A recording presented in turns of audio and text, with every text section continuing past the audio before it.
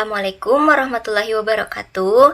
Halo semuanya, balik lagi dengan saya Dela Nisbri Putri dengan NPM A1M020021 dari kelas 4A. Di sini saya akan menjelaskan atau memberikan materi mengenai manajemen pendidikan, yaitu tentang budaya organisasi sekolah efektif dengan mata kuliah pengelolaan pendidikan dan dosen pengampu yaitu Bapak Dr. Muhammad Kristiawan, MPD. Konsep budaya organisasi sekolah efektif.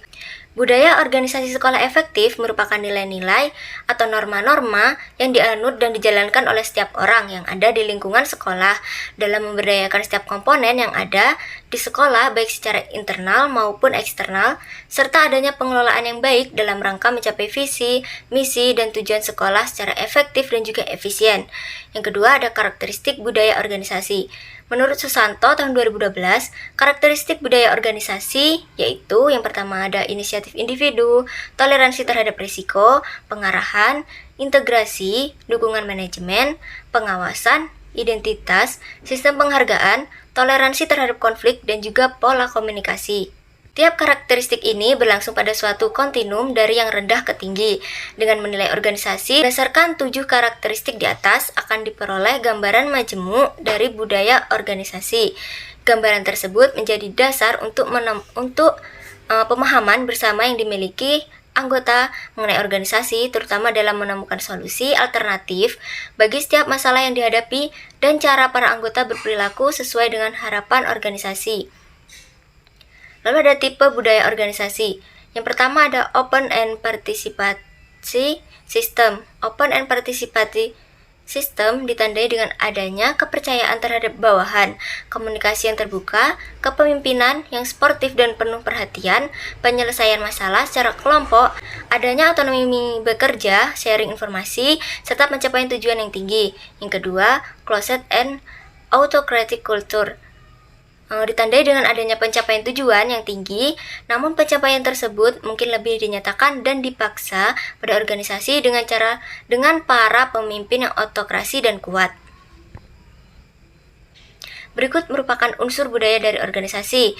Ada seperangkat nilai dan keyakinan yang dianut, pemimpin, pedoman mengatasi masalah, berbagai nilai, pewarisan, acuan perilaku, citra dan brand yang khas, adaptasi, dan asumsi dasar. Fungsi budaya organisasi. Menurut Fatah, budaya organisasi mempunyai beberapa fungsi, yaitu memberikan identitas organisasi anggotanya, memudahkan komitmen kolektif, mempromosikan stabilitas sistem sosial, dan membentuk perilaku dengan membantu manajer merasakan keberadaannya. Sementara Hikmah tahun 2009, fungsi budaya organisasi yaitu pembeda dari organisasi yang lain, identitas anggota seluruh organisasi, komitmen anggota di atas kepentingan bersama, perekat sosial dengan menyediakan standar yang anggota harus lakukan dan katakan, dan serta mekanisme kontrol yang membentuk perilaku anggota.